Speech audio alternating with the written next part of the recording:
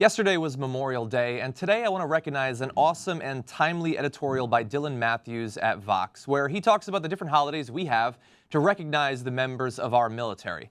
That being Veterans Day, where we recognize every one of the soldiers, and Memorial Day, where we focus on the soldiers who gave their lives defending this country. So we have those two holidays, but nowhere do we celebrate the lives of those who tried to stop the wars from happening in the first place, who tried to stop the soldiers who we recognize on Memorial Day from dying in these wars in the first place.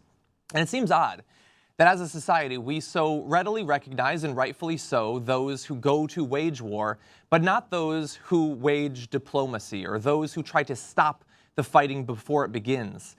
And that seems odd. And I do want to say right up front that obviously it requires a great deal of courage to go to war, to be willing to enlist or to be commissioned as an officer in any of the branches of the military, to be willing to go overseas and to fight and possibly, and in many cases, actually die.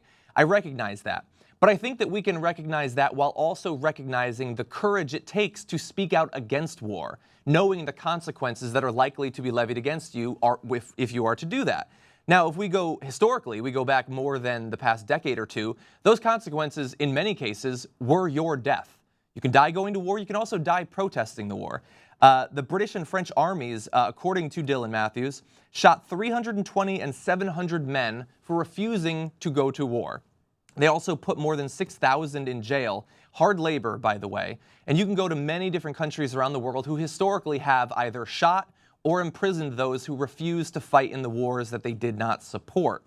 And so that's one form of opposition to the war, but there are also those who speak out, who protest peacefully, members of the media who try to stop these wars from happening, and we don't often recognize them. We recognize them perhaps after a war has gone on to its disastrous end, but if they actually are successful in stopping the war from happening, very rarely do we recognize the great deed that they have done for their country. And I want to talk about more recent consequences because we can talk about a number of different wars that should never have happened. You can talk about the Mexican-American War. You can talk about World War I, wars that were fought either based on lies or that were started and accomplished nothing except for a great number of American and international dead. Now, recently we had the Iraq War, which I believe every rational person can look at as a massive failure on the part of everyone who pushed for it. And think about the consequences in the short term and the long term for those who tried to stop that war from happening. There are multiple reporters and journalists who lost their jobs for speaking out against it. The Dixie Chicks faced boycotts for even daring to say that perhaps we should not go there. Those who refused to fight, who were already in the military, could lose their position in the military or possibly face court-martial for fighting against it as well. And then think about the consequences that we could have had were they listened to. Another thing that we don't do. Imagine the difference between being right and being wrong on the Iraq War. Has it ever been so stark in the past few decades? Literally hundreds of thousands of people died completely unnecessarily while we went to war unwilling to listen to those living in our neighborhood, those in the press, other politicians, although rarely, speaking out against the war in the first place.